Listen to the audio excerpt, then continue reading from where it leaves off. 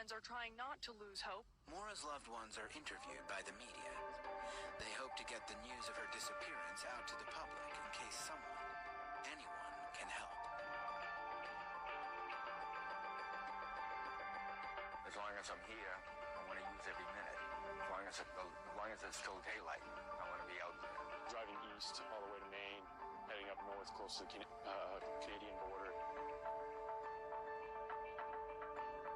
I'm getting more fearful by the hour. I'm scared and I'm desperate. It's not something we want to dwell on, but we're keeping, we're trying to stay logical and rational, and it just appears that someone more than likely picked her up with bad intentions. I don't think she's able to contact us. There was no way that she would ever not contact us.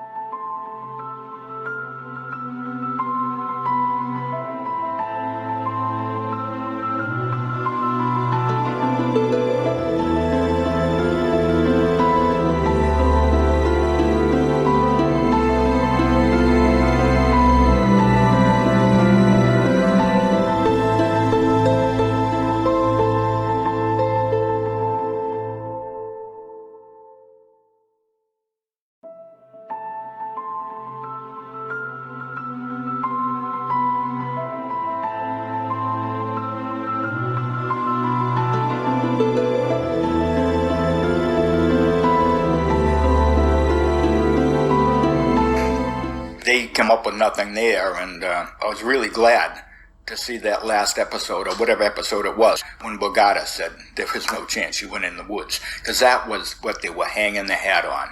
And the reason for it, it kept coming back and back and back, is the old squaw walk.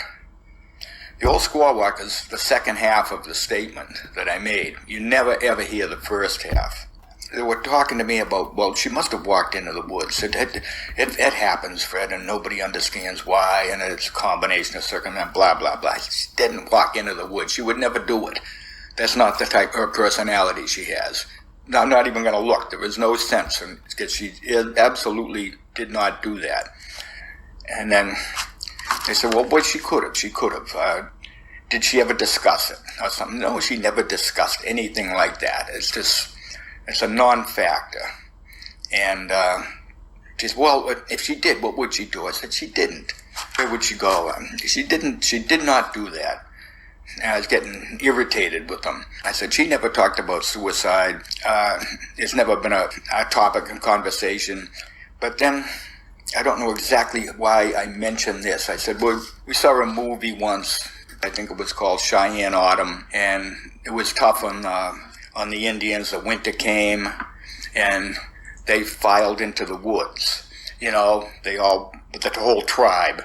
And the real old squaws, or real old people, when they're at the end of the line, they knew there were going to be a drag on the column.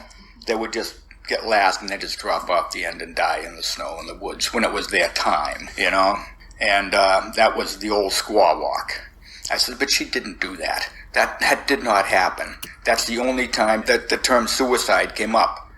And that was the context of it. So all I've heard ever since is the old squaw walk. So did they, sorry to interrupt, but did they push you? Yeah. Sort of? Yes. Yeah, that's what it sounds like. Yes. They kept after me. Suicide was the thing, because if a bad guy grabbed her, they got some explaining to do. They got a case in their hands.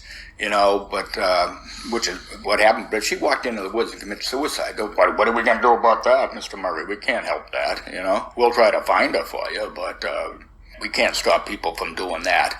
And no responsibility. Plus, the background, the setting is there's no crime in New Hampshire, because it's horrible for business. And the whole economy up there is dependent on tourism, on 3 seasons.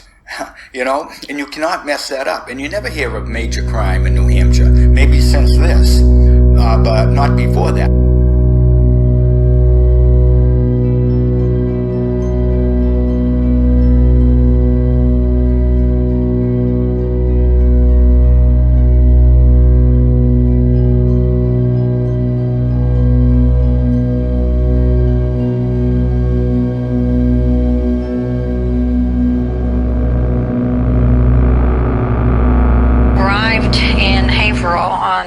On Wednesday.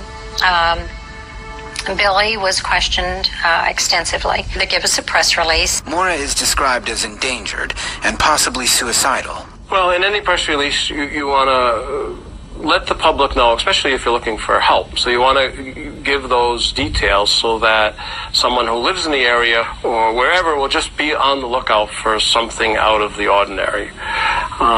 So that information was included in the early press releases that she might be depressed and she may have come up here to harm herself.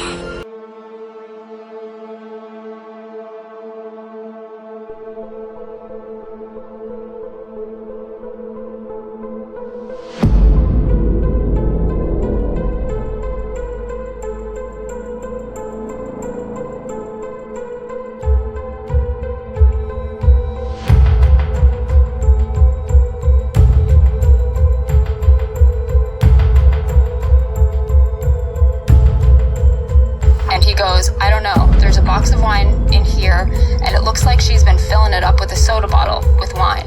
So the point being that before the car was towed, Smith made reference to the soda bottle filled with wine, which does not correspond to his explanation of it being towed and then found underneath the vehicle. Right, after it was towed. And could potentially signify that he did get the car doors open before the car was towed and that evening.